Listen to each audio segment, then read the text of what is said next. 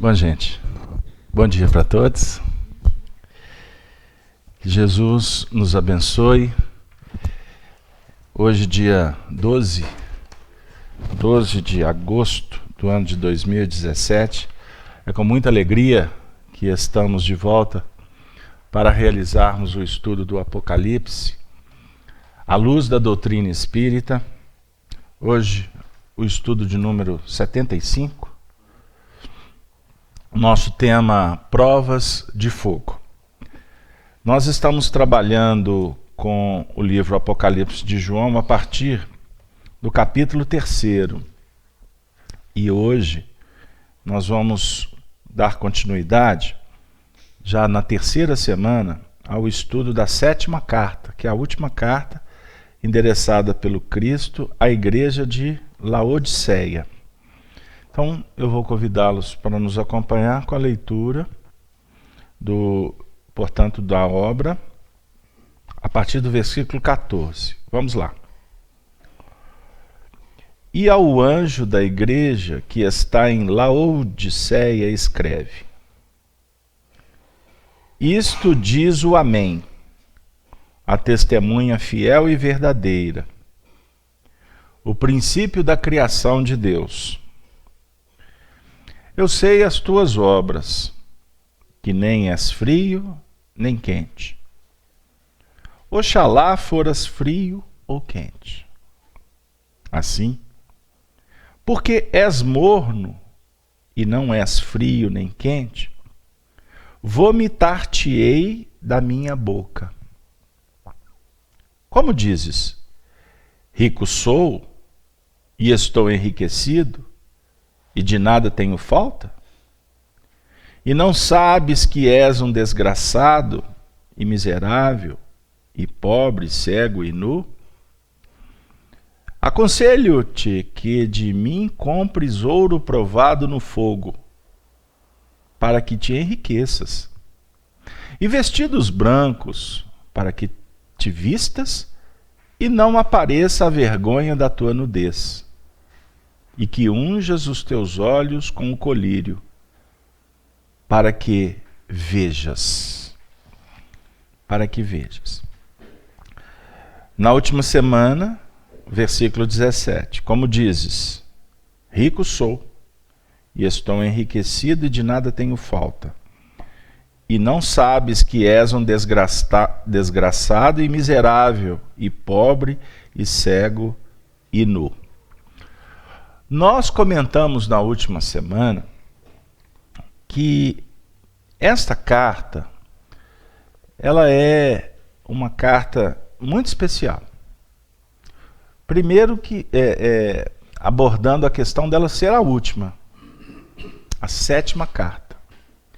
A 7ª carta, ela faz para nós quase que uma síntese de todas as outras 6 cartas. Ela nos remete à primeira carta, que foi trabalhada aqui por nós, como a carta que representa o fulcro da irradiação do pensamento do Cristo. Estão lembrados? Nós trabalhamos, portanto,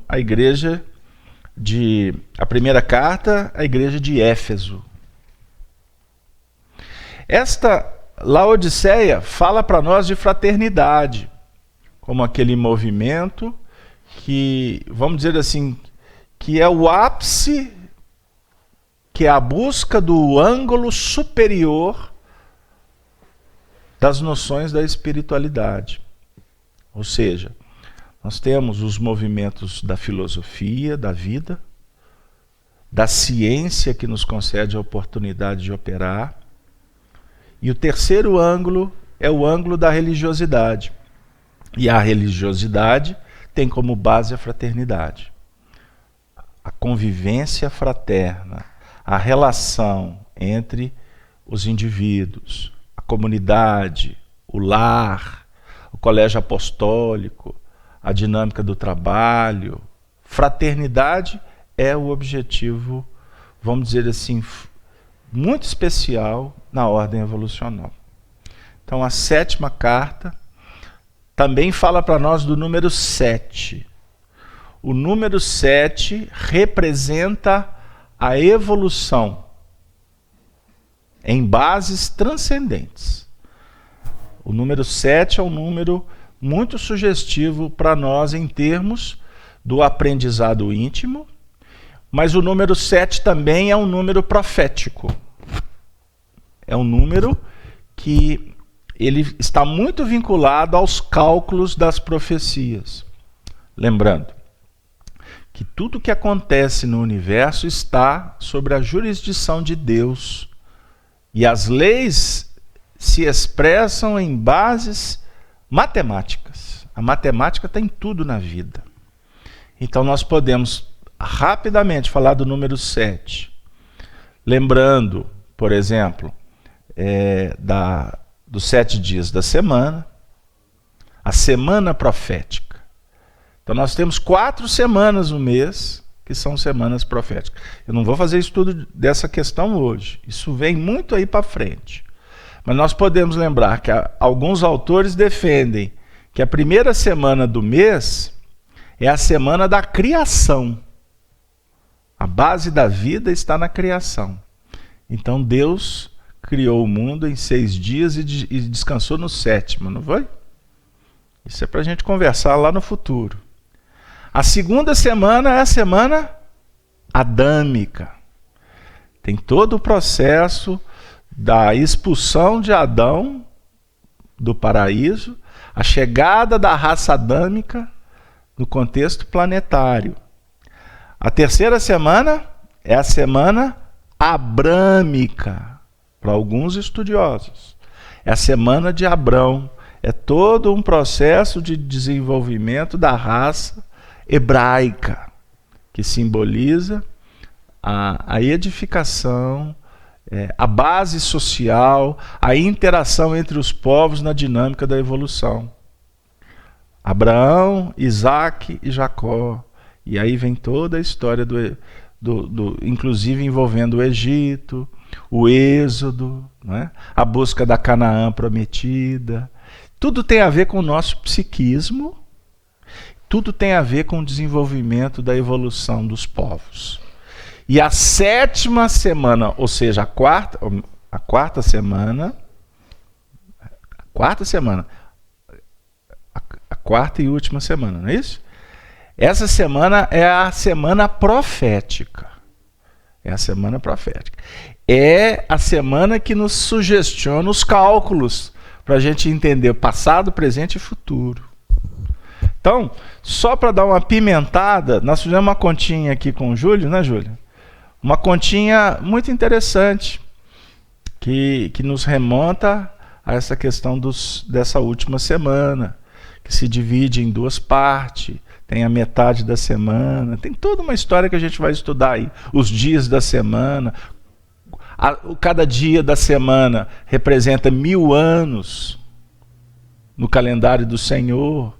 Então, se cada dia ele é composto de 24 horas, cada hora representa 15 anos. Então tem toda uma conta aí que a gente vai brincar com esses números aí para frente. Mas o que nos chama a atenção no que remonta ao momento em que nós atingimos Laodiceia é que Laodiceia representa a fraternidade. Laodiceia também representa o movimento do evangelho que cura. Por isso que Laodiceia produzia o pó frígio, que é o pó para se utilizar como recurso terapêutico para os olhos. E a gente vai falar disso nas próximas semanas. Laodiceia tinha uma questão de receber a água que vinha de outra cidade, e essa água chegava naqueles dutos, né? E ela chegava muito morna, cheia de sujidade, complicada beber aquela água. Então, essa água vai nos falar sobre a questão da necessidade de cuidar da água como veículo da purificação íntima, da água como base que fundamenta a nossa reencarnação, a água que é a maior parte da estrutura do nosso planeta. Não é? Aí a gente vai para o Evangelho, o porquê do batismo da água. né? A reencarnação fala da água, o líquido amniótico, o batismo dos religiosos, né?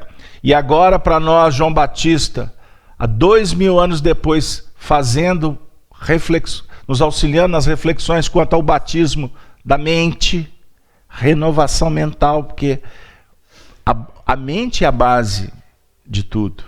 O fenômeno da inteligência, ele é uma expressão da desenvoltura da nossa mente. A mediunidade se expressa na nossa mente. A definir que mediunidade, pensamento, sentimento são atributos do espírito. Então, o assunto é muito amplo. E é necessário que nesse momento a gente também compreenda a Laodiceia como aquele mecanismo que nos concede muitas coisas, mas passa a nos exigir também. Porque a quem muito foi dado, muito será cobrado.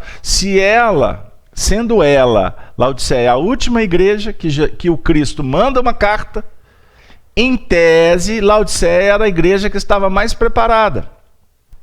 As outras igrejas caíram, foram destruídas por tremores, abalos sísmicos. Roma auxiliou as outras igrejas a se soerguerem.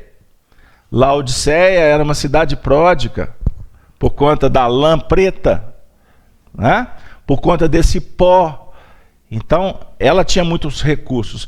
E os religiosos, portanto, também tinham esses recursos. Então, Laodiceia tem um tremor no ano de 61, ela foi destruída e ela não precisou de recurso de Roma. Ela não precisou de recurso dos homens, né? Ela tinha o próprio recurso. Então, ela foi a única igreja que se soergueu com autonomia. Mas, por conta disso, começou a apresentar Laodiceia aspectos da soberba, da vaidade.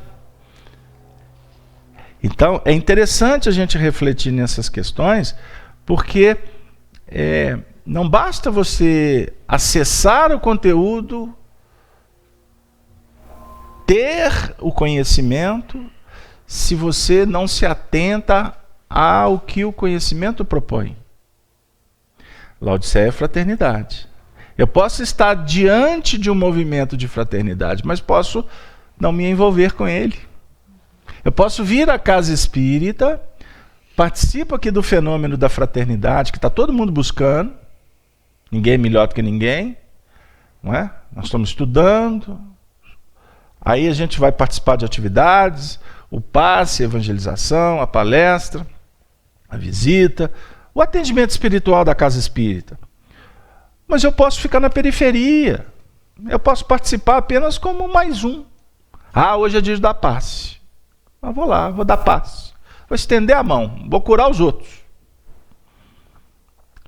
Não estudo o que é o passe. Não estudo o evangelho para ver que o passe, na realidade, é uma oportunidade de saneamento íntimo. O primeiro beneficiado é o passista.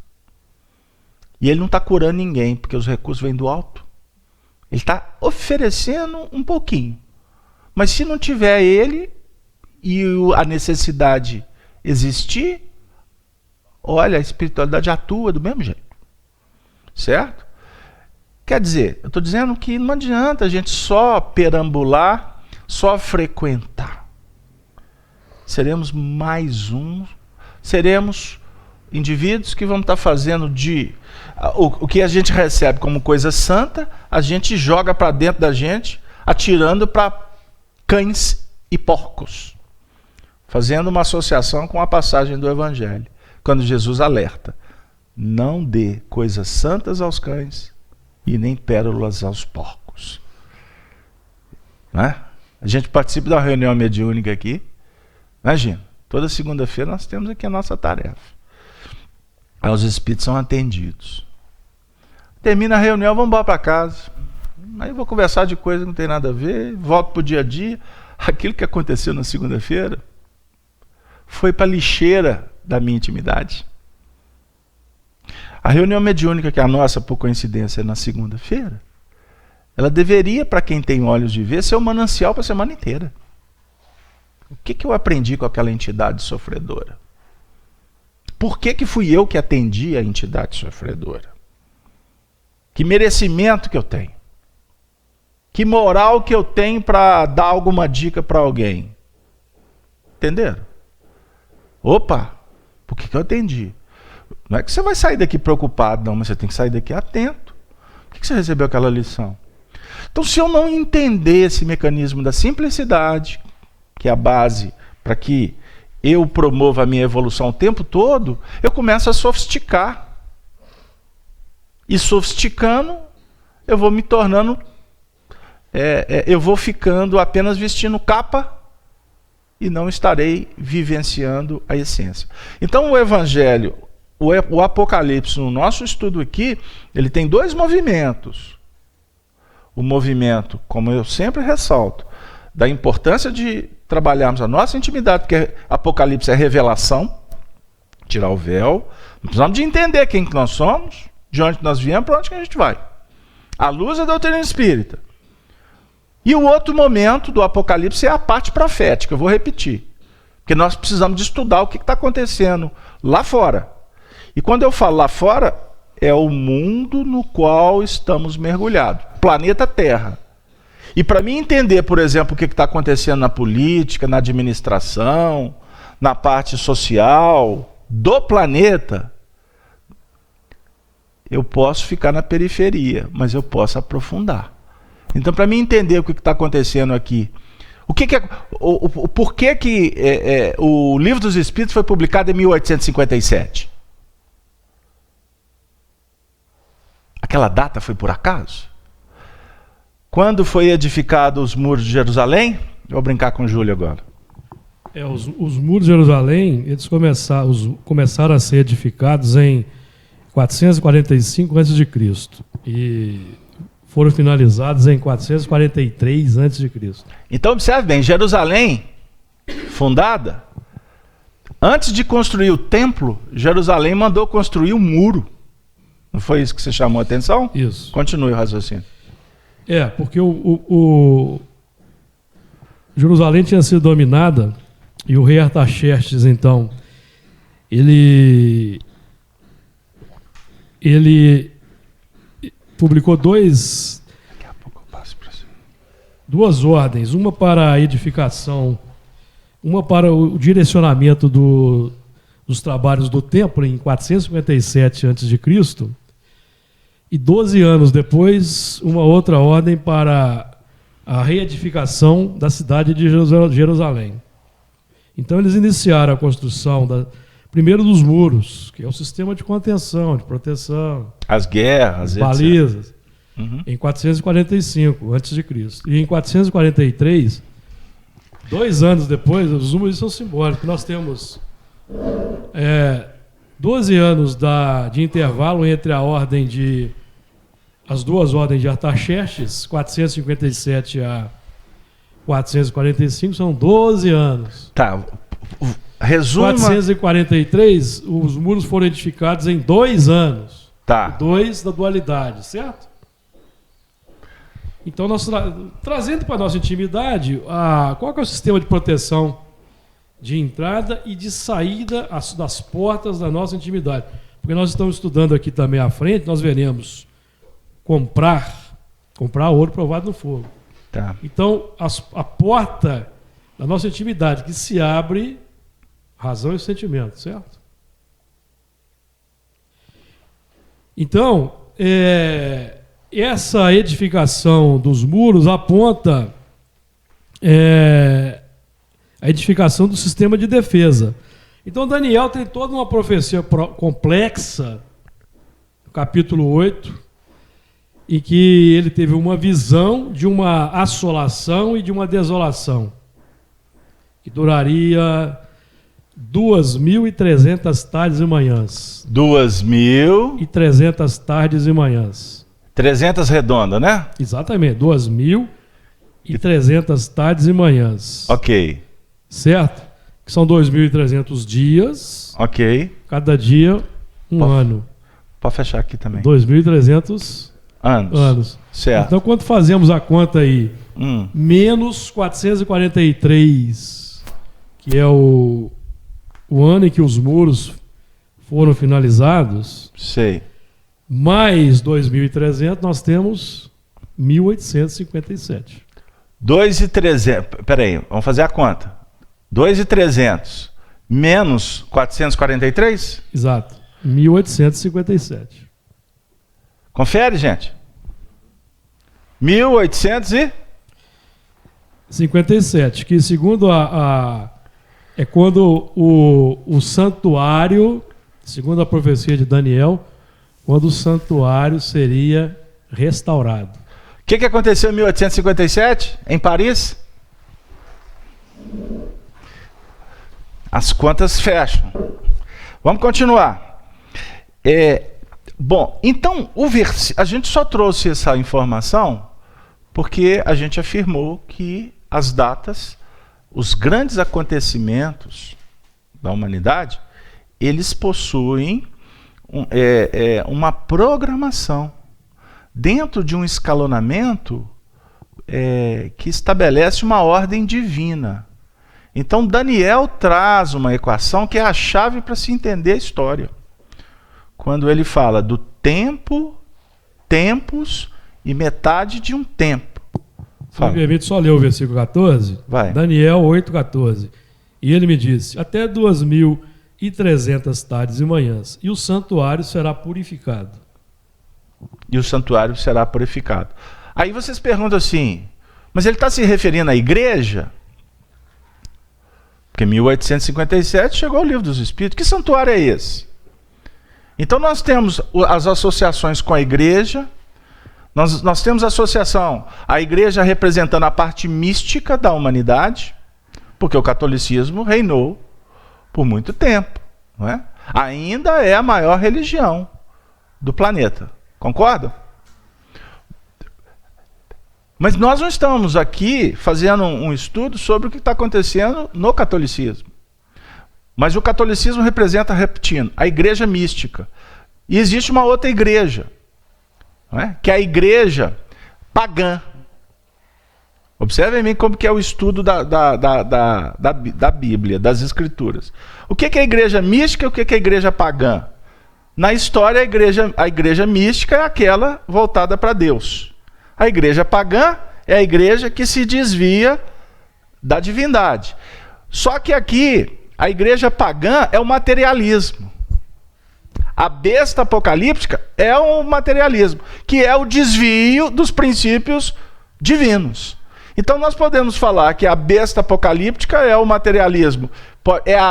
Pode ser representado o Império Romano. Na atualidade ele pode estar sendo representado como o Império Americano. Ele pode estar sendo representado como o Império Russo. Se eu for o Império Chinês. As grandes lá atrás, né, na época da Segunda Guerra Mundial, o império, o fascismo, não é? Fascismo no que remonta ao nazismo, é o paganismo. Entenderam o que a gente está querendo colocar?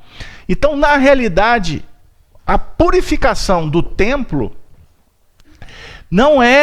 ela não está circunscrita numa análise fechada a um determinado segmento da sociedade. É um processo de evolução. Nós temos na nossa intimidade a igreja mística e a igreja pagã. Nós somos frequentadores dessa igreja mística e somos frequentadores dessa igreja pagã. Então nós vivemos uma dupla realidade. Nós somos Deus, mas somos Mamon. Não é verdade? Nós estamos aqui fazendo um curso da igreja mística. E um dos fatores desse curso é desmontar essa igreja. É desconstruir essa igreja. Como? Batendo de frente com ela? Batendo de frente com o seu ranço religioso? Com essa necessidade de dependência com os religiosos? Da dependência com as instituições? Por isso é que nos religiosos nós criamos mitos. O nosso mito é o padre, o nosso mito é o pastor, o nosso mito é o médium espírita. No meio espírita, o mito do espiritismo atualmente é Chico Xavier. Para outros, o mito é Allan Kardec. O mito é a instituição X, é a federativa a outra. O mito é o Dr. Bezerra de Menezes, o mito é o Emmanuel, o mito é o André Luiz, o mito é o Zé Grosso. Santos. Não vou listar nome dos mitos que estão encarnados, porque é desagradável. Mas, na realidade, existe uma grande massa que continua elegendo os mitos. Você viu? Aquele expositor é que é. Quando é aquele, eu vou... Isso não é desconstruir uma igreja que foi a igreja que teve o papel de proteger as escrituras durante 1857 anos, tá bom? Só para ajustar. Porque na realidade é 1870. A data correta é 1870, não 1857. Por que 1870? Porque em 1870 o Papa declarou a infalibilidade papal. Chegou no ápice do poderio dela. E foi ali que ela começou a cair. No seu sentido bem literal. Pegaram aí? Aí passou para a data atual, de 1870 até hoje, 30 com mais, fazendo a conta rápida, com mais 17... Passou 147 anos, e a igreja agora recebe uma nova proposta, para que ela se reconstrua, para que ela se ressignifique, tendo, por exemplo, a missão do Papa Francisco. Mas não é para fortalecer a igreja. Não, é para usar toda a base que a igreja ofereceu, construiu, edificou durante tanto tempo, para auxiliar na purificação do templo, no seu sentido amplo, da humanidade, que vai compreender que a igreja não é a igreja lá de fora, é a igreja íntima. E é o que o Papa Francisco está fazendo, que os católicos não podem mais esperar que as pessoas venham para serem evangelizadas. Os católicos têm que sair para evangelizar. Foi o que ele, como é que era o nome dele? É Bergoglio. O Bergoglio fez quando sacerdote na Argentina. Ele ia para as favelas levar o evangelho. Então agora ele adquiriu a experiência, ele saiu da filosofia que ele estudou, foi para a prática, agora voltou para o movimento filosófico para promover como um líder, como um estadista interno, promover ações que as pessoas possam fazer o que ele fez. Esta é a construção da igreja. A igreja íntima, captaram? Então toda a profecia diz o seguinte, que todas as instituições materialistas, a igreja pagã, ela seja destruída. A igreja pagã agora já não é mais a Rússia, já não é mais o materialismo. Entenderam o que eu estou falando? A igreja são os templos, é o catolicismo, é o protestantismo, é o espiritismo. E por isso, aquela mensagem que você questionou, porque o questionamento foi justo, vinda do Espírito, através do médium, me fugiu o nome do Espírito, através do médium Fernando Lacerda, quando ele fala que até o Espiritismo ia cair, e o que iria imperar no grande futuro é uma proposta regida pelo Cristo. Então, as instituições espíritas vão cair também no grande futuro. Por enquanto, não pode. Viu, gente? Graças a Deus, FEAC está aqui. Não pode porque nós estamos abrigados. Mas se a FEAC começar a ir para o estatuto, para o regimento, para a hierarquia, para o dinheiro, para o poder, vida curta, porque ela vai ser demolida. Tudo que se apoia no materialismo vai cair. Esta é a profecia. Ufa. Isso tudo... Eu preciso de trazer o Paulo. Mas você quer falar? Não.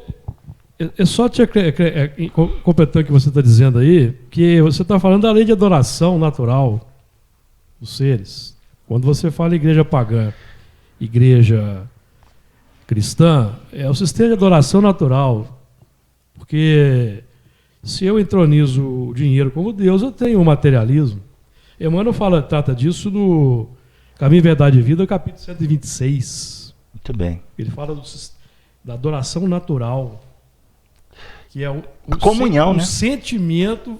O sentimento sendo dirigido para os aspectos ilusórios. E quando nós devemos canalizar o sentimento para os aspectos reais. É o que Allan Kardec fala sobre a verdadeira religião. Por isso que cada um é uma igreja, porque cada um de nós é um foco de amor, cada um de nós é um foco de adoração. E se eu não dizer... Por que o ensinamento é incisivo? Eu sou o Senhor Deus. Porque eu tenho que direcionar o amor para Deus, para o próximo, porque senão esse amor se perde no torvelinho das coisas de forma natural, porque nós temos necessidade natural de amar. Um companheiro me ligou me dizendo assim: Carlos Alberto, eu estou numa dúvida cruel. A minha casa espírita esvaziou. Minha casa espírita é porque ele faz parte de um grupo, ele não é dono. É um jeito carinhoso que a gente fala, né? A minha FEAC tá difícil porque esvaziou. E inclusive o seguinte, eu já tive reuniões lá que não tinha ninguém. O que eu faço? Eu falei assim, qual que é a verdadeira religião? Qual é a essência da lei de adoração? Vamos começar a estudar esse assunto. Só a primeira frase. Os ambientes religiosos não perceberam ainda que toda a extensão do Os ambientes religiosos não perceberam ainda toda a extensão do conceito de idolatria. Quando nos referimos a ídolos, tudo parece indicar exclusivamente as imagens materializadas nos altares de pedra. Esta é, porém, a face mais singela do problema. Necessitam os homens exterminar, antes de tudo, outros ídolos mais perigosos, que lhes perturbam a visão e o sentimento. Demora-se a alma, muitas vezes, em adoração mentirosa. A gente agradece a presença de Emmanuel. Refere-se o versículo às, abre aspas, coisas sacrificadas aos ídolos, fecha aspas. E o homem está rodeado de coisas da vida.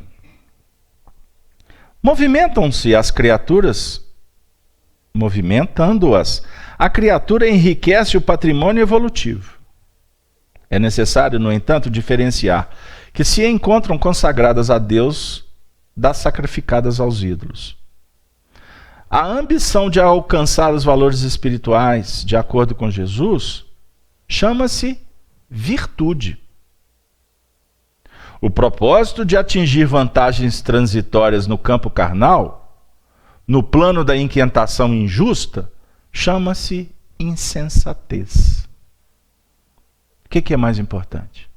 Virtude? Ou querer se dar bem na terra? Se dar bem na terra é insensatez. O indivíduo numa associação, ele quer que impera a vontade dele. Isso é insensatez. Para o cristão, muitas vezes vale mais perder. Eu fui contar a história de um companheiro que está com a casa vazia. Eu falei para ele, você quer ser vitorioso na terra ou nos céus? Eu vou resumir a ópera. Nos céus. Qual que é o problema sua casa espírita vazia? Recomeça. E outra coisa, é casa espírita, não é casa encarnados. Então é casa dos espíritos desencarnados e dos espíritos encarnados. Então continua trabalhando para os desencarnados e repensa para os encarnados. Porque de duas uma, ou sua casa está vazia porque vocês são incompetentes, ou sua casa está vazia porque é necessário uma renovação. Fui direto? Fui antifraterno? Eu fui prático. Eu sou administrador também de casa espírita. Nós temos que rever constantemente, não é isso, Gino? O tempo todo nós estamos debatendo aqui. Agora eu não marco reunião para registrar em cartório, não. Eu sento aqui com todo mundo e falo assim, o que vocês estão achando? que nós podemos fazer para melhorar? E a gente ouve todo mundo. É democracia. Nós temos que cuidar mesmo, todo dia. Toda tarefa precisa ser ressignificada. A gente não faz isso aqui na técnica, Gerson? A câmera ficou assim. Você pôs uma imagem, tem que tomar cuidado, porque a imagem que colocar na internet tem que ser imagem doutrinária, não pode ser imagem iconoclasta. Até a imagem que vai colocar na internet, a gente tem que ver se ela está com doutrina espírita. Quer um exemplo? Opa, hoje o trem tá bom. O pessoal vai fazer cartaz de eventos nossos. Quando nos pedem palpite, eu falo assim, coloca o meu retratinho lá no cantinho. O retrato maior é do Livro dos Espíritos. Porque quem está indo não é uma autoridade. O evento espírita, ele tem que promover o conteúdo. É a essência. Não são personas. Hoje nós invertemos os valores por causa da internet. O que vale é o retrato. Aí os indivíduos não vão nos eventos pela doutrina espírita. Eles vão nos eventos pelas pessoas que vão falar de doutrina espírita. E uma grande parte são pessoas famosas que de doutrina espírita ficam à deriva. É complexo falar isso, mas o papel nosso é esse. Os primeiros lugares, Emmanuel está dizendo, abre aspas, primeiros lugares, fecha aspas, que o mestre nos recomendou, evitemos, representam ídolos igualmente. Não consagrar, portanto, as coisas da vida e da alma ao culto do imediatismo terrestre é escapar de grosseira posição adorativa. Quando te encontres, pois, preocupado com os insucessos e desgostos no círculo individual, não ouvides que o Cristo, aceitando a cruz, ensinou-nos o recurso de eliminar a idolatria mantida em nosso caminho por nós mesmos. Tudo que nós acabamos de dizer. O Emmanuel. Qual que é o nome da lição? Eu não prestei atenção. 126, Caminho, Verdade e Ídolos. Vida. Ídolos. Busquei na memória. Observem bem como que agora... Antes... Não entrando no versículo ainda. Eu me comprometi a citar na última semana uma associação desse versículo 17. Como diz, rico sou, estou enriquecido e de nada tenho falta. Arrogância e a repreensão. Aqui na Bíblia nós temos uma citação de um trecho de Paulo que ele fala exatamente do assunto. Está na primeira carta de Paulo aos Coríntios, no capítulo 5, quando ele diz assim, eu não vou ler todo o texto porque é longo, mas quem quiser anotar para ler em casa, ele diz assim, já estáis fartos, é o versículo 8º, porque quando atinge o ápice, vem a exaustão. É igual ao prazer. Quando se busca o prazer, o indivíduo vai buscar ele até o máximo, até onde que ele vai dar conta de chegar. Na hora que ele chega no ápice, ele fica farto, ele fica enfadado. Aí vem a queda, certo? Então, na soberba também acontece isso. Na vaidade também acontece isso. Aí ele diz assim, já estáis fartos, é uma exclamação. Já estáis ricos, é outra exclamação. E oxalá reinasse para que também nós reinemos convosco. Porque tenho para mim que Deus a nós, apóstolos, nos pôs por últimos, como condenados à morte, pois somos feitos espetáculos ao mundo, aos anjos e aos homens. Nós somos loucos pela loucura do mundo? Não. Nós somos loucos por amor de Cristo. E vós saibos em Cristo. Nós fracos e vós fortes. Vós ilustres e nós vis. Olha que interessante. Então ele está dizendo aqui, entre outras palavras, tem muita gente que está farto, que está rico, em nome do Cristo. E o apóstolo está dizendo, nós somos fracos, nós somos pobres, nós somos perdedores por causa do Cristo. Entenderam? Então você pode seguir o caminho em nome do céu, mas na realidade está seguindo as pegadas do inferno. Eu visto a capa de religioso, mas na realidade eu estou com as minhas posturas, sendo até reverenciado como religioso, mas estou me chafurdando no inferno. E tem muita gente que você não dá nada pelo indivíduo, um fraco, um pobre, um nu, é quem faz luz. Lembra da história do Humberto de Campos? Ele narra do indivíduo que era expositor espírita. Fazia as palestras dele a vida toda e sempre tinha aquela senhora que sentava na primeira fila, né? A pessoa mais simples do centro. Não sabia nem conversar direito. Desencarna os dois. Ele vai para as regiões de sofrimento. Eis que um dia, no desespero dele, numa prece muito sentida, ele levanta o dedo pedindo ajuda. Surge uma luz, sente um frescor, um bálsamo, aproxima uma senhora. Oh, meu filho, eu vim aqui te ajudar. Aí ajudou, deu dar lá o copo d'água, passou o algodão, o remédio, deu pãozinho para ele, deu cobertor para ele. Quem sois vós? Ele não a reconheceu, tamanha a cegueira, né? Eu sou Mariazinha, aquela que assistia suas palestras. Ué, mas por que você está com tanta luz? Eu pus em prática tudo que você ensinou. Versículo 18, para a gente entrar nos territórios novos. Aconselho-te que de mim compres ouro provado no fogo, para que te enriqueças, e vestidos brancos para que te vistas, e não apareça a vergonha da tua nudez, e que unjas os teus olhos com um colírio para que vejas. Vamos agora para a essência da igreja de Laodiceia. E eu gostaria de passar a palavra para o Luiz. Vamos começar com o Luiz hoje. Aconselho-te que de mim compres ouro provado no fogo. Em seguida você assume, Júlio. Bom dia a todos.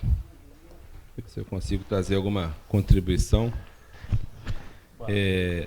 Aconselho-te, esse verbo aconselhar, ele pode vir de fora para dentro, né? Através de pessoas mais experientes que nós, pessoas com melhor noção sobre determinada situação, que vai nos aconselhar diante de algum problema, né? Esse aconselhar também, ele pode ser um reflexo da nossa, uma consequência da nossa autorreflexão, o nosso conhecer a si mesmo, né? Eu me avaliar minhas possibilidades, avaliar o que eu posso, o que eu já conheço de ensinamento, de trabalho na doutrina espírita, né? De conhecimento cristão. A partir dessa reflexão, eu vou ter o conselho, né? É a primeira etapa, né? Do aconselhar. A partir dessa reflexão, entra o livre-arbítrio, que seria o comprar. Então, esse comprar, ele vai ser consequência ou não daquilo que eu já sei. É a confirmação. Quando eu executo o que está falando no versículo, comprar ouro provado no fogo, eu estou confirmando aquilo que eu venho fazendo aqui todo sábado. Eu venho conhecer, estudar, peço a Deus força, fortalecimento, eu peço força de vontade, mas chego lá fora, eu não implemento ainda aquilo que eu já dou conta de fazer. Então eu ainda, às vezes, não consigo comprar esse ouro provado no fogo, né? Que esse ouro que Jesus nos traz é o ouro provado na experiência, é o ouro provado no dia a dia, né? Então é o ouro que vai, e é esse ouro, o interessante é que tudo aqui que Jesus está falando, ele vai complementar as minhas dificuldades. Eu sou pobre, mas eu posso comprar o ouro, né? Eu sou cego, mas eu posso usar o colírio, né? Eu estou nu, mas ele está me oferecendo vestido, roupas. Então, toda a minha dificuldade, toda a minha carência, Jesus está me oferecendo para que eu possa repará-la. Só vai depender de eu caminhar em direção a Ele. Júlio. O versículo é muito rico. Esse plano do aconselhamento, ele é a entrada no processo de adesão às propostas nobres. Porque se eu não entro nesse processo de adesão às propostas nobres e, consequentemente, uma edificação nova no mundo, eu serei vomitado do processo, que é a retirada da misericórdia da nossa existência, momentaneamente. Aconselho que de mim compres. Nós temos um movimento natural de compra e venda que nós realizamos no dia a dia e nós não nos damos conta. Os elementos nós estamos no dia a dia comprando e vendendo. Comprar é adquirir, consumir. E vender é fornecer, distribuir. Jesus, quando aqui esteve, afirmou, registrado por Lucas, eu não vim senão tratar dos negócios de meu pai. Os negócios de meu pai, isso mesmo. Então nós estamos negociando. O judeu tem essa característica. O judeu tem essa característica de negociar, porque o judeu levou o plano do materialismo. Não entendeu. Então o elemento, buscando o gancho com que Emmanuel nos fala da virtude, um elemento que esteja nervoso ao nosso lado, esteja irritado, ele está me vendendo um produto que ele elaborou. A irritação.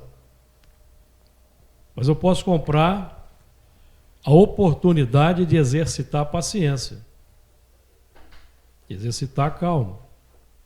Então, ao mesmo tempo que ele me vende uma complicação, eu recolho aquela complicação, ela entra pela minha boca, mas ela não sai da minha boca. Sai da minha boca uma outra proposta, que é a proposta da paciência, que é a proposta da calma.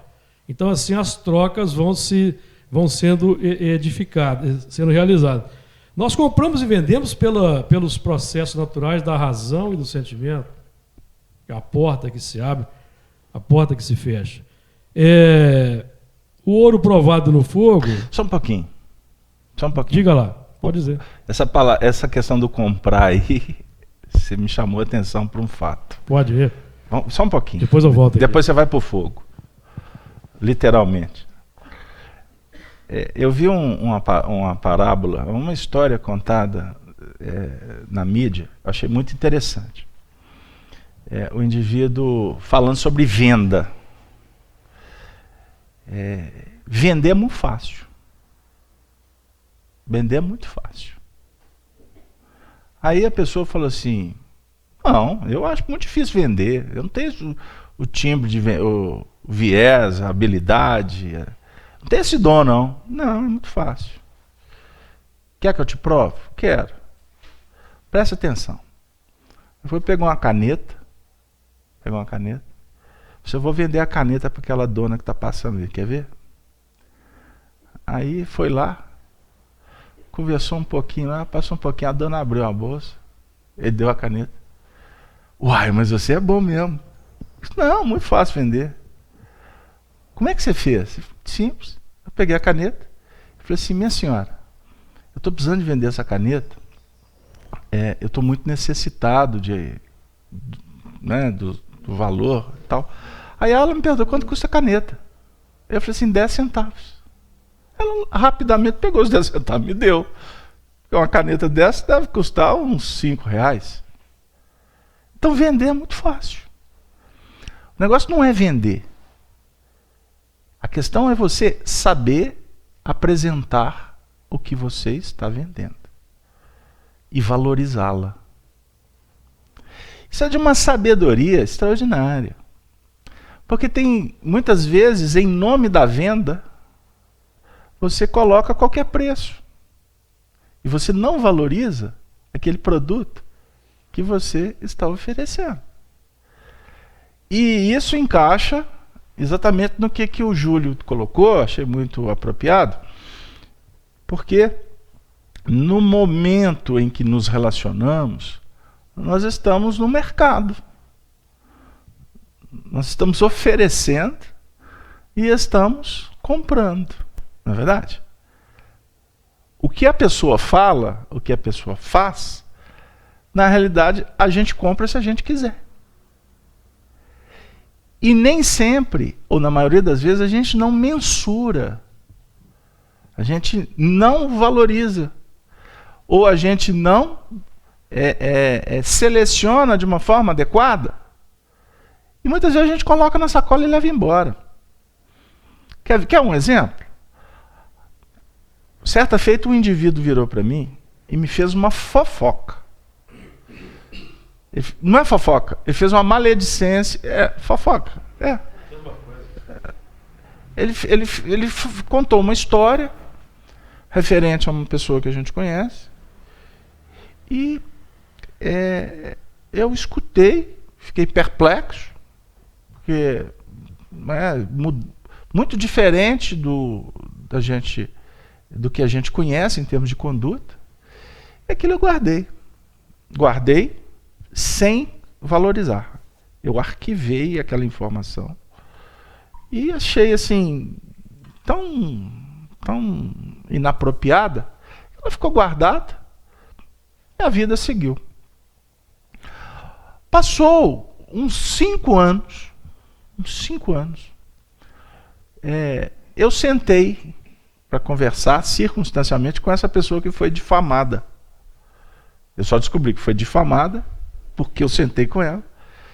E essa pessoa, do nada, começou a me contar uma história que esclarecia exatamente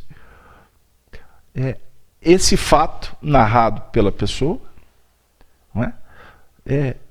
E que desautorizava completamente o que essa pessoa me falou. Se eu chegasse para essa pessoa e perguntasse, e fosse esclarecer o fenômeno, o fato, e ela me contasse tudo o que ela me contou, eu poderia até continuar em dúvida. Ela está contando a versão dela. Mas eu estou tentando demonstrar para vocês que a vida abriu um painel no qual a lição chegou para mim de uma forma perfeita. Porque esta pessoa que me contou o fato como ele realmente foi, ela nem sabia que estava sendo difamada por este que houvera me contado essa história.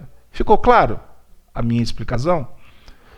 E aí, terminou, fechou o painel, e eu saí dali falando, meu Deus, como a gente tem que ser cuidadoso para apreciar os fatos. Porque muitas vezes a gente compra as coisas, a gente valoriza ou supervaloriza o que está nos chegando, sendo que aquela mercadoria, ela não tem esse valor, né? Uma vez eu comprei, inábil, comprei um microfone pela internet. Paguei caro. Você lembra dessa história, Gino? Comprei aqui para a FEAC, comprei pela internet. Chegou o negócio lá, como é que fala, né? Barriga verde, né? Inexperiente. O negócio chegou lá, eu falei assim, não vou precisar disso agora, nem abri. Fui abrir o pacote 10 dias depois. Comprei tijolo. Me mandaram tijolo. Gente, eu vou falar para vocês uma coisa. Foi extraordinário essa experiência, porque ela me suscitou uma série de outras reflexões e que me auxiliaram em outras compras. Eu poderia, inclusive, ter entrado até em depressão, né? Oh, meu Deus, é o Brasil e etc. Não. Naquele momento, eu já logo apertei um botãozinho do desvincular-se e vincular-se com outra história. Aconteceu, eu não vou mudar o painel. Qual que é a lição que eu posso tirar? Então nós estamos o tempo todo nessa ciranda. Então quando nós tivermos que apresentar um produto, e agora não é produto material, é um produto que tem a ver com as nossas atividades, com as nossas relações, vamos aprender a valorizar a maneira em que você oferece isso, porque você, eu, todos nós podemos estar atirando pérolas aos porcos. E porcos não são pessoas, tá bom, gente? É circunstância. Você tem que saber. O indivíduo chega na casa espírita, muitas vezes a gente quer que ele já logo esteja integrado. Não tem essa história? Ele não conversa isso aqui? A gente tem que aprender a apresentar o produto. Nós temos que aprender a vender a ideia. Não é?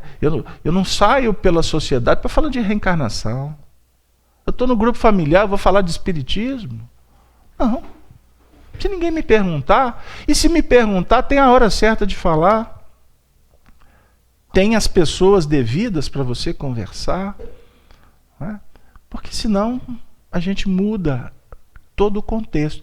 Então vamos realmente prestar atenção, porque esse mercado é um mercado desafiador. Vai lá, continua nas provas. Então,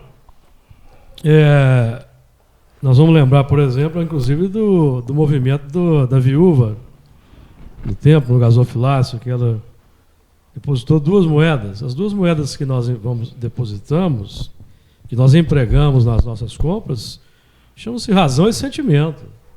A razão e o sentimento são conjugados sempre nesse processo.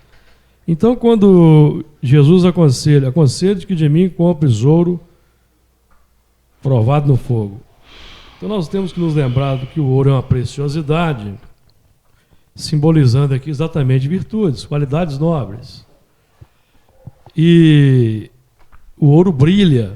Então, nós temos uma referência aos lampejos, aos reflexos, porque essa movimentação de compra e venda do mercado da vida, ela é sutil com base nos reflexos que nós estamos irradiando de forma natural, de forma espontânea, que alguém vai comprar, alguém vai assimilar, alguém vai multiplicar, vai passar para frente, o processo vai tendo continuidade. Então nós estamos lidando inclusive com a lei de reprodução em bases naturais. Em bases, porque, de um modo geral, os religiosos pensam que leis divinas são leis místicas. Emmanuel já nos deu a dimensão da lei de adoração nesse capítulo. Caminho, verdade e vida. Para que te enriqueças, então como que nós nos enriquecemos? Enriquecemos distribuindo virtudes. Nós não nos enriquecemos entesourando conhecimentos. Nós não nos enriquecemos entesourando informações. Nós nos enriquecemos distribuindo os reflexos positivos do conhecimento que nós adquirimos, do conhecimento que é interiorizado, devidamente metabolizado, para que te vistas e não apareça a vergonha da tua nudez. Então, por exemplo, a vergonha da nossa nudez, ela é momentaneamente coberta pela misericórdia de Deus, uma nova reencarnação, por um novo corpo, que é uma cobertura. A mediunidade. A mediunidade. Então eu recebo, no mundo espiritual, um curso sobre mediunidade. Reencarno, recebo uma cobertura carnal, encobrindo a vergonha da minha nudez, meu passado, esquecimento do passado, para que a misericórdia possa me favorecer com uma nova personalidade, uma nova realidade, onde eu vou operar com a mediunidade, um curso que eu fiz no mundo espiritual, que vai suprimir a multidão dos pecados, se eu devidamente e adequadamente trabalhar na seara espírita. como multiplicador do cristianismo, como multiplicador do amor que Jesus propõe, não como um multiplicador do meu eu, do ego, da minha personalidade. Eu sou médium. Eu sou médium. A gente escuta essas frases. Assistam o vídeo no meu canal do YouTube. Me sigam. Não é o canal da doutrina espírita, não é o canal do Evangelho, é o meu canal no YouTube. Júlio, nós corremos o risco de ter como chama? Permissão suspensa? Permissão do canal? Concessão do canal suspensa. Sim. E eu falo, não é concessão da Rede Amiga Espírita suspensa não, porque o Zé Aparecido é um grande trabalhador, divulgador, e ele sabe e apoia todos os movimentos que têm a ver com doutrina espírita e não com a idolatria. Mas é muito interessante a gente pensar nisso, gente. Muito importante. O Chico, quando falava que ele era médium,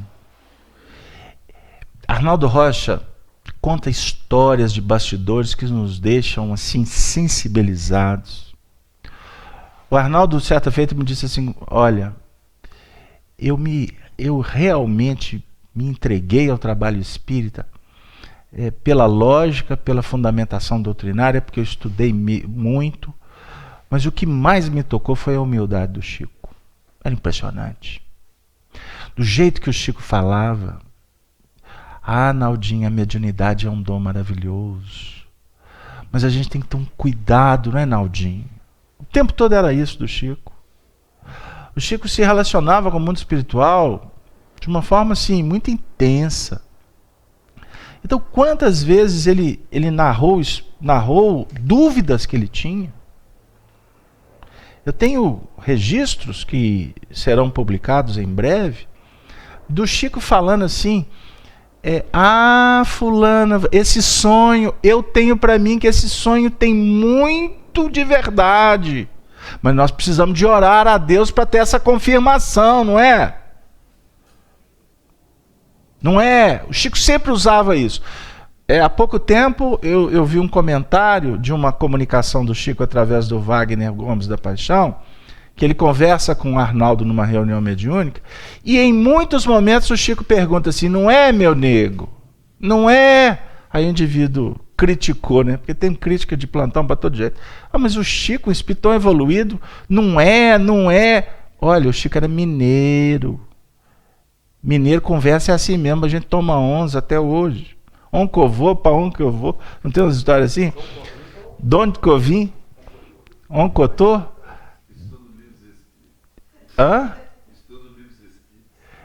Estudo livros espíritos. O Chico era de uma bondade. O Chico era de um carinho, mas assim, é tão legal quando você vê até os depoimentos dele. Eu não sou digno. Eu sou pobre. Olha, não é à toa que o meu nome é Francisco, porque na verdade tem que tirar o Fran. O Divaldo vive falando essa história. Tem que tirar o Fran, porque o que fica é o Cisco. Aí a gente vê nas academias, nas tribunas, o indivíduo: eu sou médium. Nós temos mediunidade, todos nós temos. Todos nós temos. Agora, mediunidade é que vai me distinguir? Sabe? É vestir máscara é que vai me fazer famoso. Por sinal, cópia-cola do Divaldo fez sucesso há muito tempo. Gente, agora não está mais na fase de cópia-cola do Divaldo, não, porque aquele estilo que o Divaldo usa de retórica é um estilo da década de 50. Assista a palestra do Newton Boechat igualzinho. Será que o estilo era do Boechat e o Divaldo copiou? Vocês já viram Jerônimo Mendonça falando? O gigante deitado? As palestras dele, porque assim era a retórica daquela época. Aí agora o indivíduo, para fazer fama, ele tem que impostar a voz e fazer como de... Como assim? Não é isso que distingue. É a competência. É o investimento. E cada um tem o seu estilo próprio. Porque senão, como que nós vamos ser provados no fogo? O Júlio me fez uma pergunta. Se nós escolhemos o tema, porque abrimos o livro Pão Nosso. E eu disse, não, Júlio. Não. O tema foi escolhido provas de fogo, porque é o texto que está no versículo. E aí ele falou assim, não, porque tem uma mensagem do Emmanuel. Eu disse, mas nós estamos num projeto coordenado por Emmanuel. E o Júlio descobriu essa mensagem que está no livro Pão Nosso, intitulada Provas de Fogo. Então quem quiser anotar, e eu não vou ler a mensagem, mas a mensagem no último parágrafo diz o seguinte: o aperfeiçoamento do mundo na feição material pode fornecer a imagem do que seja a importância dessas aferições de grande vulto. A Terra permanece cheia de fortunas, posições, valores e inteligências que não suportam as provas de fogo. Então, o que adianta você falar assim, aí eu sou o presidente, eu sou o chefe do departamento? Isso não é suficiente para que você suporte as provas de fogo. Eu sou médium. Todo mundo é médium. Mediunidade não é o ponto principal da doutrina espírita. Comunicação espírita ou espiritual não é o ponto mais importante da doutrina espírita. Isso é fogo-fato. Achar que é. Agora, não existe espiritismo sem mediunidade. Não existe espiritismo sem espíritos. E existe até aqueles que acreditam nisso. Não é o projeto FEAC. Aqui nós temos mediunidade, aqui nós temos médiuns, aqui nós temos atividades outras. Mas não, o que é o que fica mais em evidência? É a mediunidade ou o que a mediunidade proporciona? Conteúdo doutrinário, conteúdo evangélico. É a essência que tem que ser evidenciada. O que é mais importante? Você ser médico? Você ser funcionário público? Você ser promotor? Você ser enfermeiro? Não é o mais importante. O mais importante é o que você faz. Porque as provas de fogo, continua Emmanuel, no serviço do Cristo, também é justo que o aprendiz aguarde o momento de verificação das próprias possibilidades. O caráter, o amor, a fé, a paciência, a esperança representam conquistas para a vida eterna, realizadas pela criatura com o auxílio santo do Mestre. Mas todos os discípulos devem contar com as experiências necessárias que, no instante oportuno, lhe provarão as qualidades espirituais. Então, tudo isso aqui será provado no instante oportuno. Nós vamos ser verificados no caráter, na fé, na esperança. Não é na mediunidade. Vocês que estão começando na mediunidade, a mediunidade, por ela, é que o médium muitas vezes encontra o martírio. Porque ninguém vai acreditar. Quantos que vão duvidar? O companheiro me mandou um e-mail ontem. O pai faleceu. Aí ele disse assim, eu precisava de conversar com você. Porque ninguém me entende. Meu pai faleceu e eu vi o meu pai. E meu pai despedindo e me falando algumas coisas. Será que é verdade? Todo mundo está me chamando de doido. Será que é verdade? Eu falei assim, meu amigo, ele é seu pai. Ninguém nesse mundo tem mais autoridade para carimbar o fenômeno do que você. Médium nenhum nesse mundo tem autoridade para dizer se você está mentindo ou se você está doido. Esse fenômeno é seu.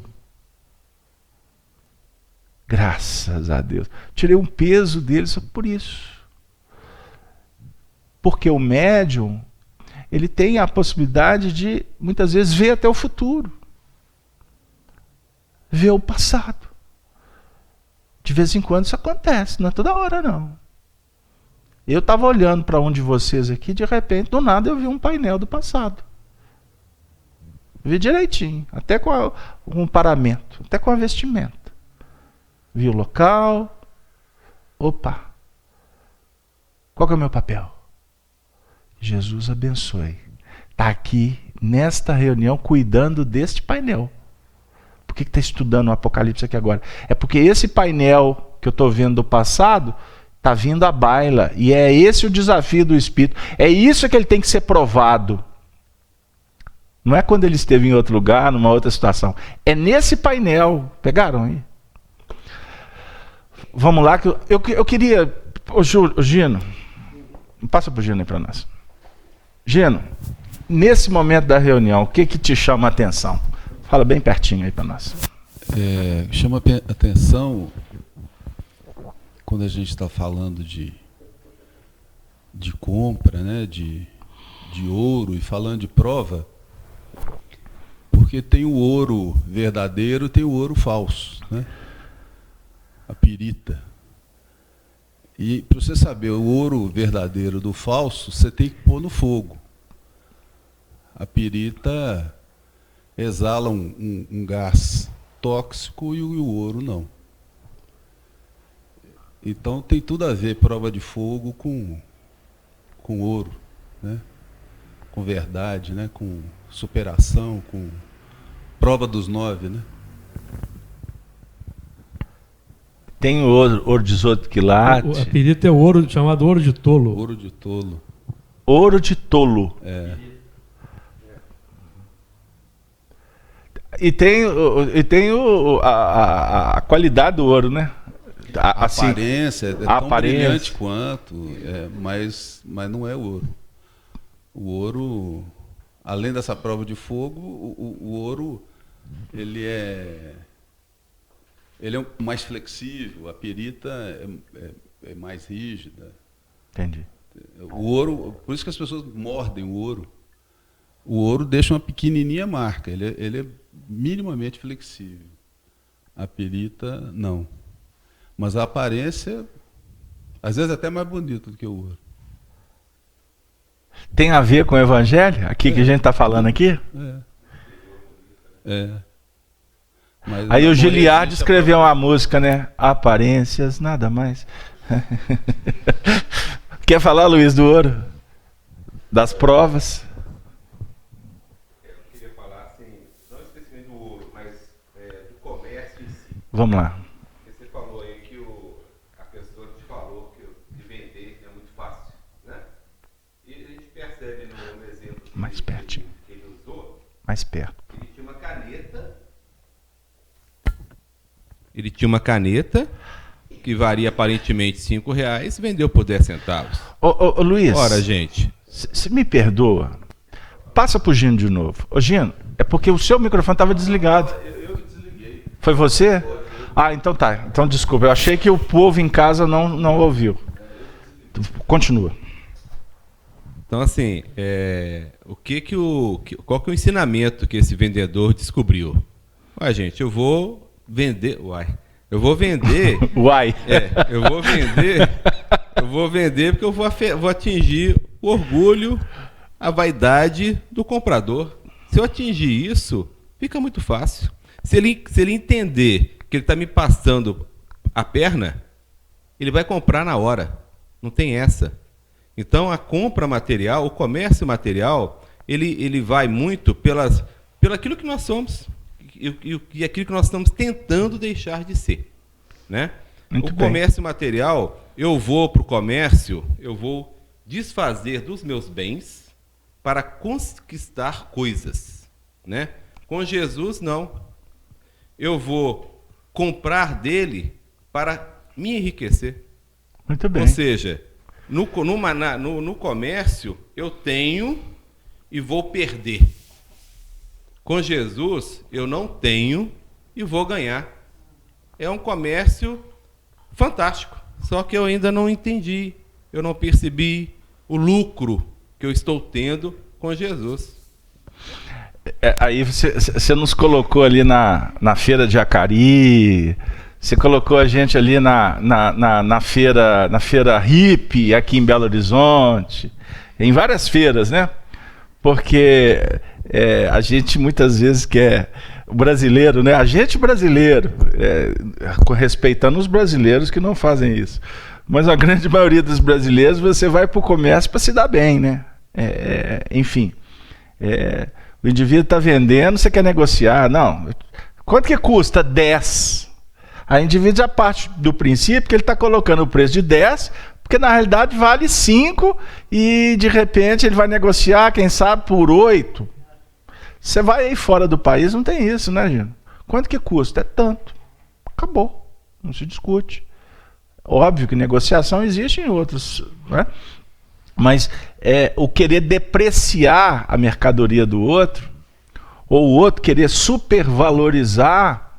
Então, vamos tentar ser prático com o que você colocou. O indivíduo chega, ele está desesperado. Ele precisa de vender uma caneta.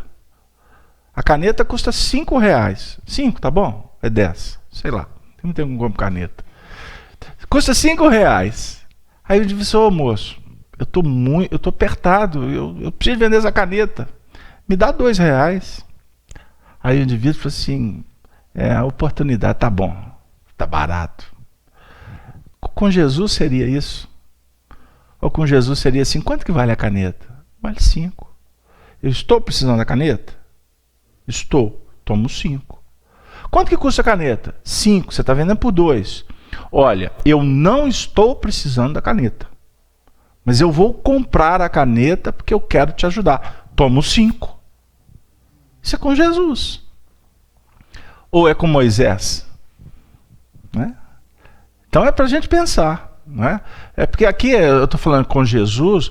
É óbvio que Moisés é quem ensina e Jesus é quem põe em prática. Isso é só para esclarecer. É complexo a vida. O querer se dar bem é exatamente fazer do que é divino se tornar pagão. É eu querer vender gato por lebre, né? Enganar. Então a nossa luta estudando Apocalipse, e tem a ver até com a sequência aqui, Gino, Júlio, para que, provado no fogo, para que te enriqueças. Então tem que ser provado para que enriqueças, ou seja, quanto mais provado, mais você vai ter a oportunidade de colocar em prática e angariar mais virtudes. Então quando o médium é incompreendido e atacado, bem-aventurado é o médium. Quem atacou, quem falou bobagem, problema dele. Um companheiro me perguntou essa semana, muito, muito chateado com uma série de coisas. Ele virou para mim, eu estou tratando desse caso tem meses. Aí ele virou para mim e falou assim, olha, eu cheguei na conclusão, não vou entrar na justiça não. Quero saber esse negócio de defender a honra, não. Aí eu virei para ele e falei assim, você tem certeza? Tem. Já está decidido? Já. Bem-aventurado, querido. Que tem meses que eu estou esperando você chegar nessa condição. Por que você não me falou? Por que eu vou te falar? Essa decisão é sua. O aprendizado é seu. Eu vou tirar de você a oportunidade de você compreender que não vale a pena? Pegaram lá? Agora o outro lá quer diagnosticar e quer logo dar a dica. Quer logo dar a prescrição. Tem muito psicólogo se complicando aí entre 4 paredes aí, e alguns até espíritas, com conhecimento, porque está dando palpite. Uma coisa é você orientar, né? Você é profissional, você pode encaminhar o indivíduo, ajudar ele a pensar, você pode ajudar ele a tirar a conclusão. Agora, mandar o indivíduo fazer... Cuidado, viu? Porque depois tem que desmandar. Como é que vai desmandar? Ele manda na rua, em casa o filho desautoriza. Ele manda lá na rua, em casa a mulher desautoriza. O marido desautoriza. Nós somos desautorizados. Por que somos desautorizados? É porque nós estamos desautorizando os outros. É lei de causa e efeito. Isso é básico da evolução. Para que te vistas, aliás, para que te enriqueças e vestidos brancos. Nós falamos da túnica? Capa e túnica, não. Capa e túnica, não falamos, não. Como é que você vai transformar a veste em uma veste branca, uma veste alva.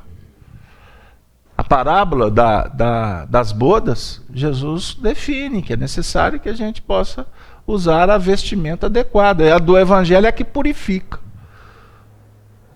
E costuma purificar a veste, sabe com o quê? Com sangue. Não é com multiação. Oh, gente, olha, eu posso ser até processado, viu? Qualquer sabão, em pó, em pedra, em barra, costuma lavar a veste com sangue. Lógico que você não vai jogar sangue. Mas você está indo para o circo máximo para leão te comer.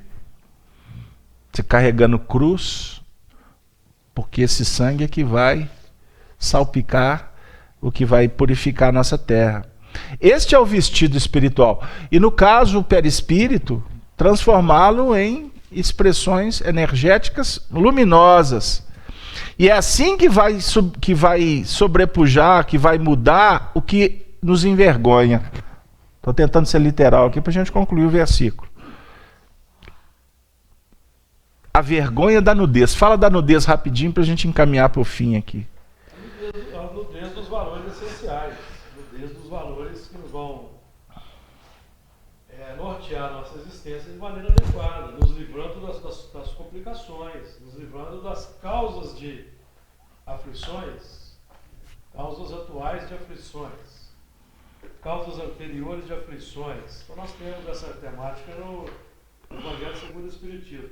A nudez dos valores, porque nós estamos muitas vezes enriquecidos intelectivamente pelos valores do mundo, mas nus do ponto de vista espiritual. E essa nudez do ponto de vista espiritual é que vai no... Perdão, Beto, estava desligado meu microfone.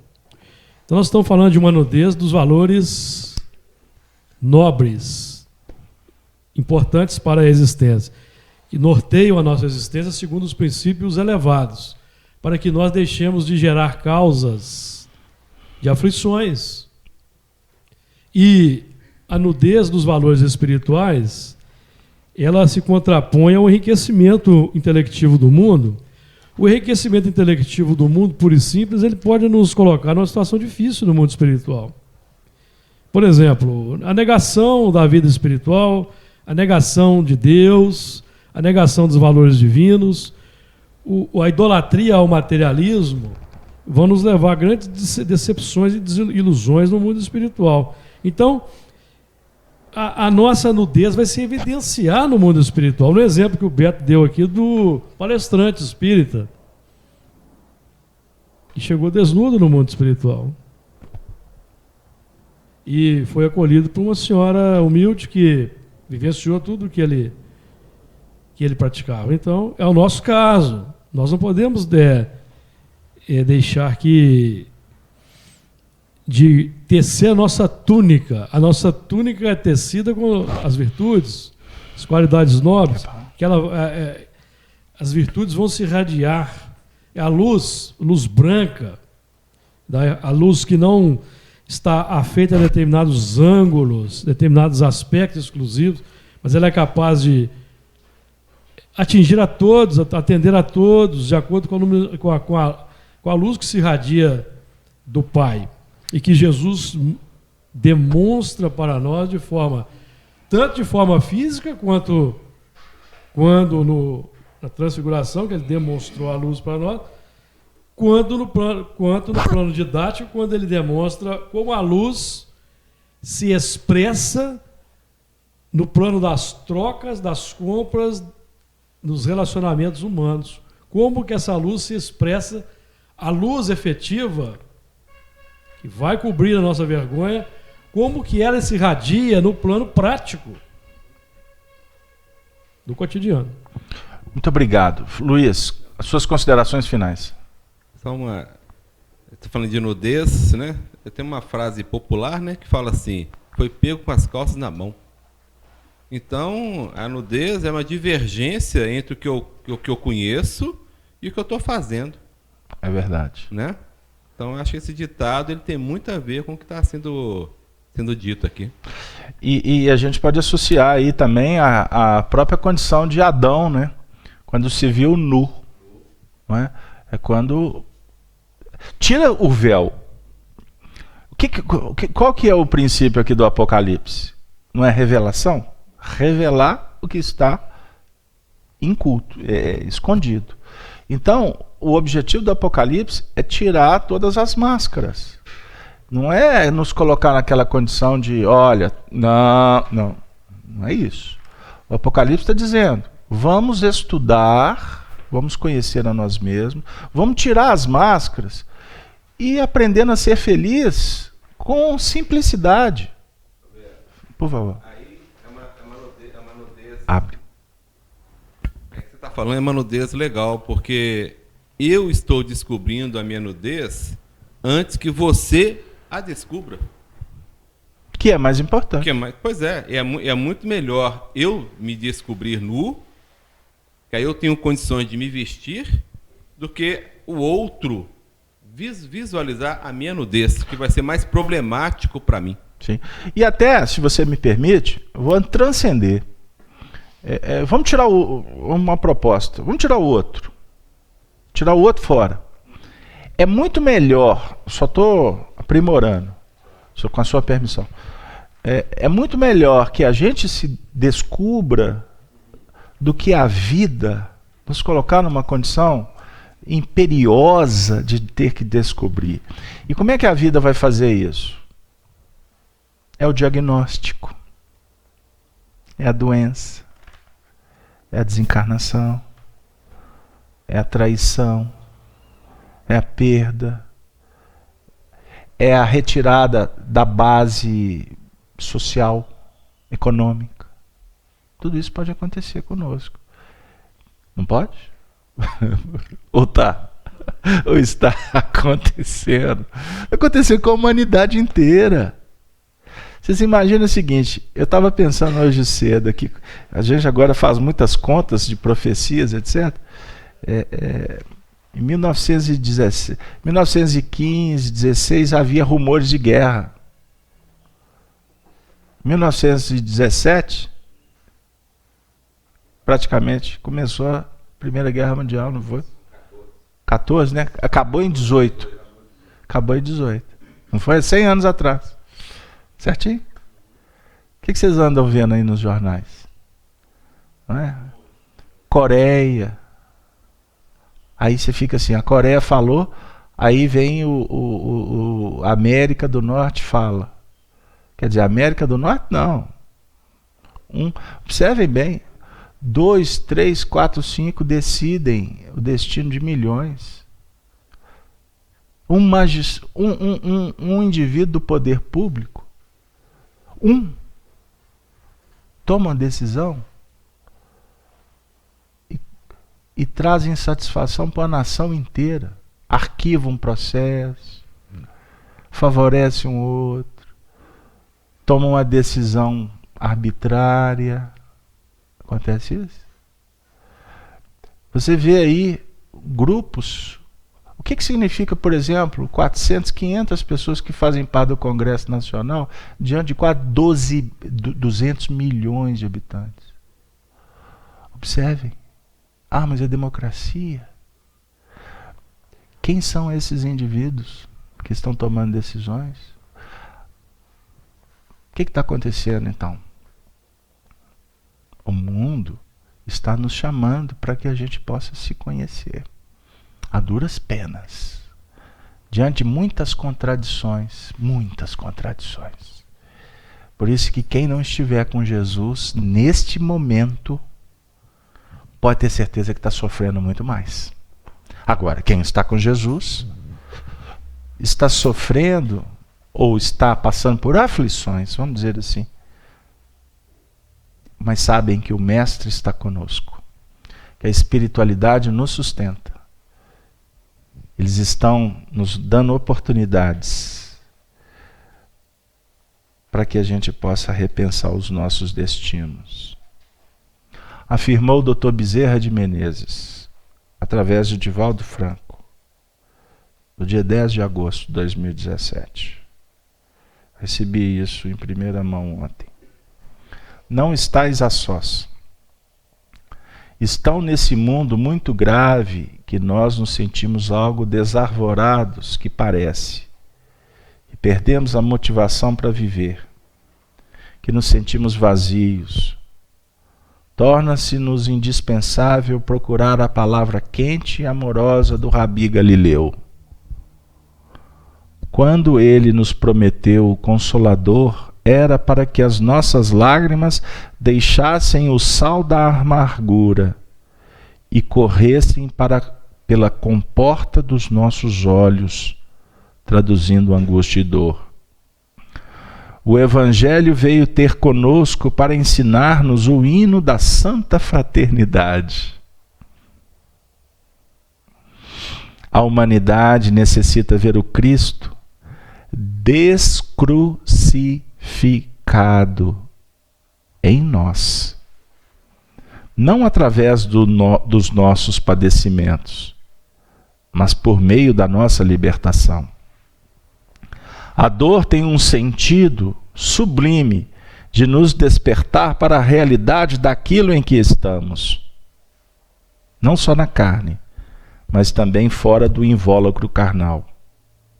Nós, os espíritos amigos, também experimentamos dores e esperanças, alegrias e aflições, que reunimos em uma corbelha de flores para dizer ao Senhor que retiramos todos os espinhos para adornar a senda por onde vêm as gerações pósteras, sem maltratar os pés nem as angústias.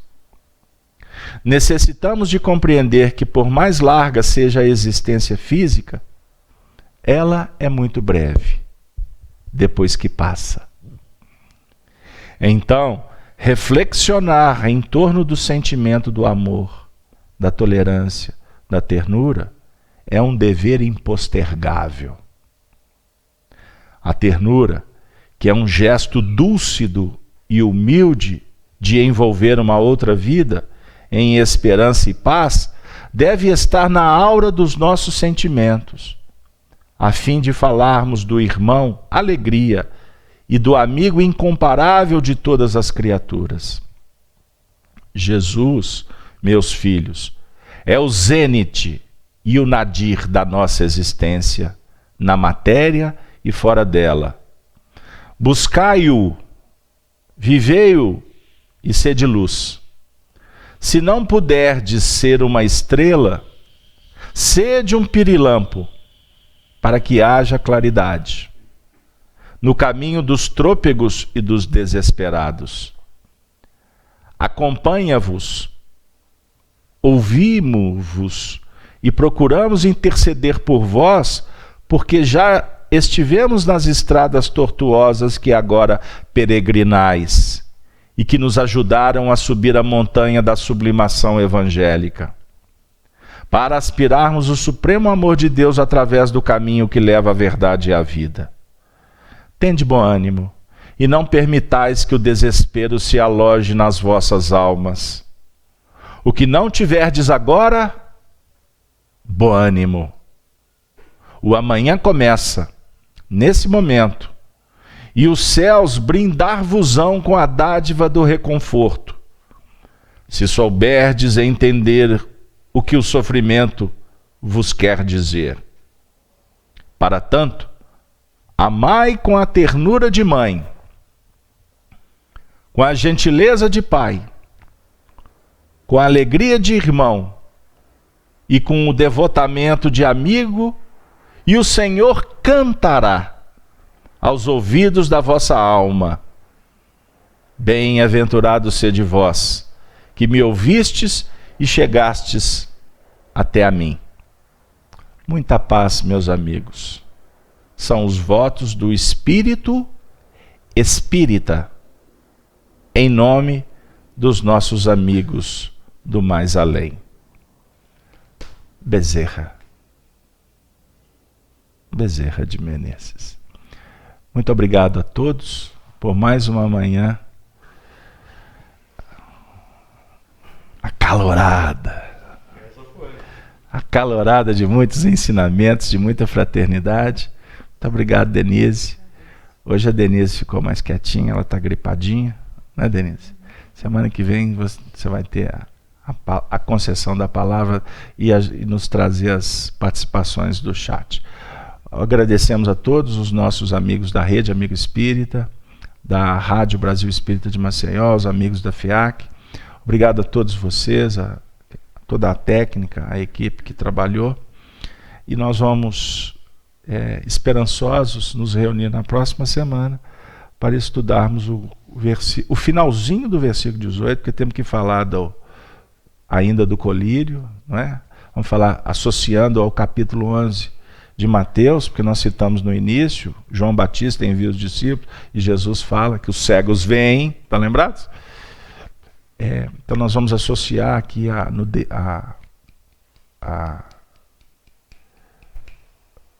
cegueira, né? A cegueira, e vamos... Com certeza. E vamos já iniciar também o versículo 19 e 20, para a gente poder caminhar também, porque senão a gente fica muito no miudinho e nós temos que atender às nossas metas. Desculpem ter estendido, desejo a todos um final de semana pródigo, de alegria, de trabalho, de convívio, de interação social também com todos, e que na próxima semana Jesus possa estar na nossa casa, nos guiando nas frentes que nos aguardam, tanto das atividades que atendem ao mundo espiritual, quanto aos nossos amigos da carne que visitam essa casa. E para finalizar o trabalho da noite, eu pediria que... O trabalho da noite. O quê? O trabalho da manhã. O trabalho da... Para encerrarmos o trabalho da noite. Para encerrarmos o trabalho da noite. É porque a noite é íntima, é uma treva só. É a força do hábito, né? Eu gostaria de pedir que o Luiz faça a prece final. Muito obrigado, Júlio. Obrigado, Luiz. Obrigado, Gino. Todos vocês. Luiz, faz a prece final por nós, por favor. Você pode ler. Então nós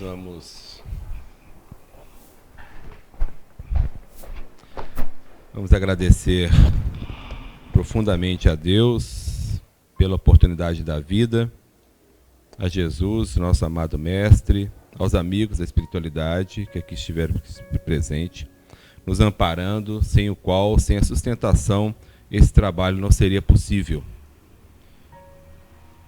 Que cada um de nós tenha recebido nessa manhã a orientação necessária, o influxo de energia necessário para que possamos arregimentar forças e colocarmos em prática tudo aquilo que já damos conta.